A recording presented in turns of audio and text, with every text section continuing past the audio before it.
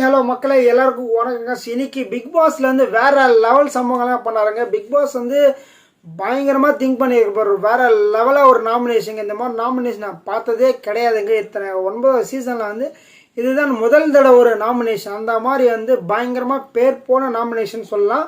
So இதுக்கு வந்து big pass வந்து பெருமைப்படுறதா இல்லை வந்து வருத்தப்படுறதா மாதிரி தான் இருக்குது. ஏன்னா வந்து இவங்களை வந்து நாமினேட் பண்ணுறானால ஒழுங்காக நாமினேட்டே பண்ண மாட்டாங்க. ஓப்பன் நாமினேஷன் வச்சாலும் ஓப்பனாக பண்ண மாட்டானுங்க. வீட்டுக்குள்ளே கொண்டு போய் பண்ணாலும் ஒழுங்காக பண்ண மாட்டாங்க. ஸோ ஒரே ஆள் வந்து 10 பேர் 13 பேர் இப்படி தான் நாமினேஷன் பண்ணுவாங்க தவிர மற்ற எல்லாருமே பிரித்தே ஓட்டே போட மாட்டாங்க. இதெல்லாம் பார்த்தோம். பிக் பாஸ் ரொம்ப கடுப்பாயிட்டு இந்த வாட்டி வந்து ரொம்ப டிஃப்ரெண்ட்டாக ஒரு நாமினேஷன் பண்ணியிருக்காங்க. ஸோ அதை பற்றி நம்ம டீட்டெயிலாக பார்க்குறதுக்கு நம்ம சேனலில் புதுசாக இருந்தால் லைக் பண்ண சப்ஸ்கிரைப் பண்ண உங்களால் முடிஞ்ச அளவு உதவி பண்ண மக்களே. சரி, நீங்கள் போகிற ஒரு லைக்குமே நம்ம வீடியோ வந்து பல பேருக்கு போய் சேரும். அதுதான் விஷயம், ஓகேங்களா? அப்படி என்னதான் புதுசாக பண்ணார் அப்படின்னு பார்த்தீங்கன்னா, இந்த வாட்டி ஓப்பன் நாமினேஷன் கிடையாது, க்ளோஸ்டு நாமினேஷன் கிடையாதுங்க. ஸோ நீங்கள் வந்து கேஷுவலாக என்னென்ன வேலை செய்கிறீங்களோ நீங்கள் சாப்பிட்லாம், கார்டன் ஏரியில் உட்காரலாம், இல்லைனா வந்து வேறு பாத்ரூம்லாம் இருக்கக்கூடாது. மற்றபடி வந்து நீங்கள் கேஷுவலாக எங்கே வேணால் சுற்றலாம், என்ன வேணால் பண்ணலாம். நான் வந்து சடனாக வந்து ஒருத்தரை கூப்பிட்டு அவங்க வந்து அவங்க 2 பேரை சொல்லணும், ஓகேங்களா? ஒரு ஆளுமே 2 பேரை சொல்லணுன்ற மாதிரி புதுசாக ஒரு கிரியேட்டிவிட்டி பண்ணியிருக்காருங்க. உண்மையிலே நல்லா இருந்துச்சு. ஏன்னா வந்து எப்போ யாரை கூப்பிடாரு பிக் பாஸ் மட்டும்தான் தெரியும், வேறு யாருக்குமே தெரியாது. ஸோ வெளியில் ஒரு 4 பேர் இருக்காங்க, இந்த கார்டன் ஏரியாவில் ஒரு 2 பேர் இருக்காங்க, அப்போ வந்து லிவிங் ஏரியா 2 பேர், இந்த மாதிரி அங்கங்கே இருப்பாங்க. அங்கங்கே இருக்கும்போது 2 பேரை கூப்பிட்டு வந்து நாமினேஷன் பண்ணோன்றது வந்து ரொம்ப நல்லா இருந்துச்சு. இதில் வந்து என்ன ஒரு ஹைலைட்னா, நம்ம பார்வதி இருக்காங்கல்ல, ஸோ அவங்க ஆல்ரெடி வந்து நம்ம பாரு, பிரஜன், திவ்யா, அப்புறமா வந்து சாண்ட்ரா, இவங்க 4 பேருமே வந்து ஒன்றா ஆகிட்டாங்க. ஸோ ஒன்றா ஆகிட்டு என்ன பிளான் பண்ணாங்கன்னா, ஸோ ஆளுக்கு 2 ஓட்டு போடலாம், அப்போ தான் வந்து எல்லாருமே நாமினேஷன் உள்ள வரணுன்றது வந்து ஆல்ரெடி நாமினேஷன் பற்றி பேசக்கூடாதுன்னு பிக் பாஸ் ரூல்ஸே இருக்குது. ஆனால் இவங்க என்ன பண்ணுறா, 4 பேருமே உட்காந்துட்டு கிளியராக பேசியிருக்காங்க. ஸோ ஆளுக்கு 2 ஓட்டு போடுற மாதிரி வந்து இவங்க டிஸ்கஸ் பண்ணிட்டாங்க. யார் யாருக்கு ஓட்டு போனன்றதை வந்து இவங்க பிளான் பண்ணிட்டாங்க, ஓகேங்களா? ஸோ இந்த ஒரு விஷயத்தில் வந்து பிக் பாஸ் ஹவுஸே வந்து பயங்கரமாக ப்ரிப்பேராக இருக்காங்க. ஸோ இவங்கள வந்து பாரு என்ன பண்ணுறாங்கன்னா, திடீர்னு வந்து இவங்கள வந்து கடைசியாக தான் கூப்பிட்டாங்க, ஓகேங்களா? அது நான் கிளியராக சொல்கிறேன் உங்களுக்கு.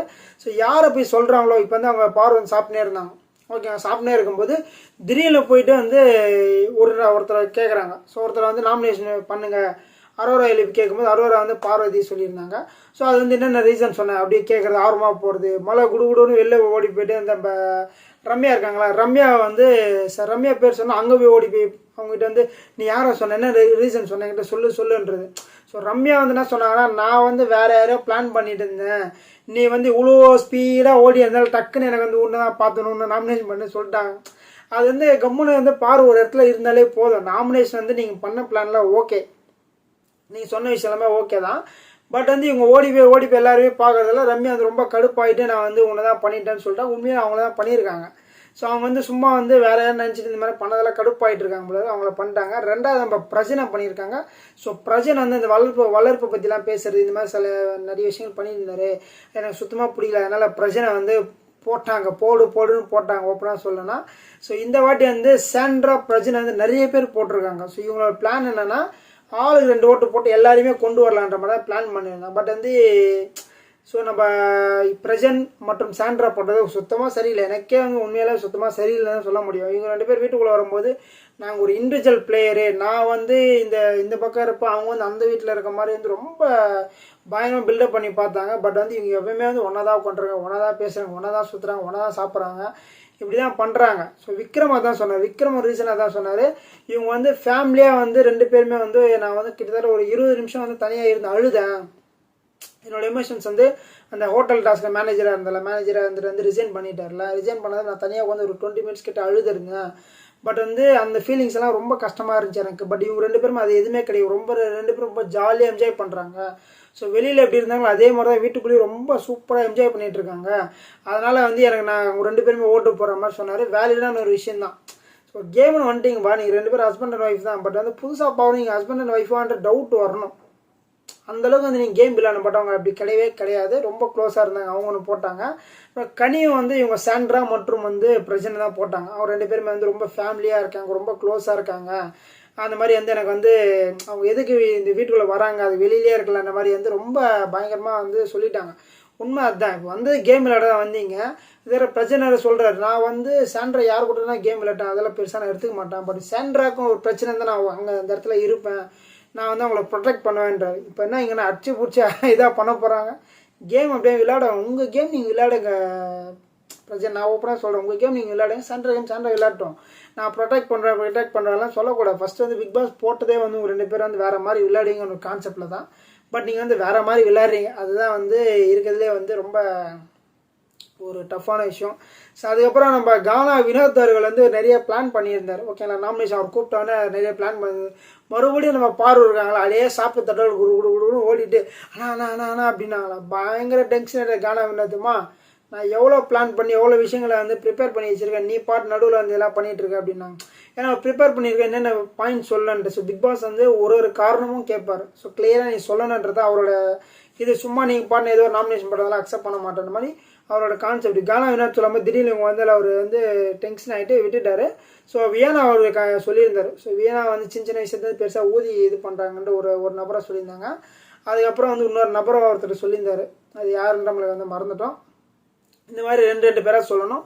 ஸோ வியானா ஏன்னா எல்லாமே சொல்லிட்டு இருந்தாங்க. இதில் வந்து பாரு குடுன்னு ஓடுறதெல்லாம் வந்து நம்ம பார்த்து பிக் பாஸ் பாரு நீ நினைக்கிறதெல்லாம் நடக்காதுமா, நான் ஒரு பிளான் போட்டு வச்சுருக்கேன், அதுபடி தான் நடக்கும்.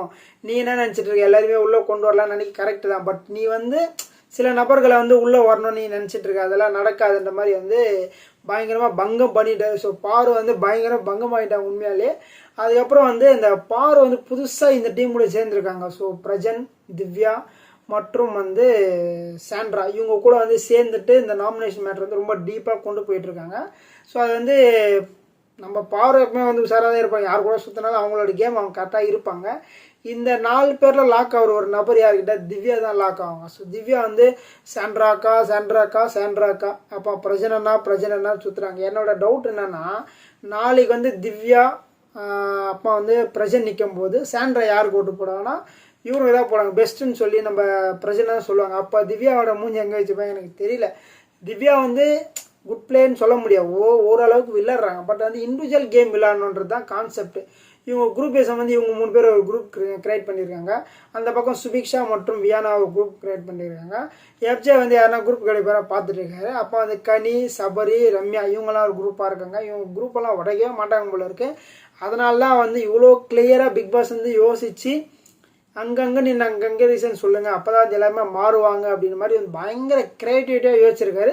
ஸோ நம்ம ஆளுங்கிறதால வேலைக்கே ஆகாது. இவங்கன்னா தான் வந்து தலைகீழ நின்னா கூட இவங்க பண்ணுறது பண்ணிட்டு தான் இருப்பாங்கன்றது தான் உண்மை. ஸோ இவங்கெல்லாம் மாறவே மாட்டாங்க. மாறாத ஒரு விஷயம்னா இவங்க இருக்கிற கண்டஸ்டன்ஸ் தான். ஸோ எவ்வளோ சொன்னாலும் வந்து கேட்க மாட்டாங்க, புரிஞ்சிக்க மாட்டாங்க.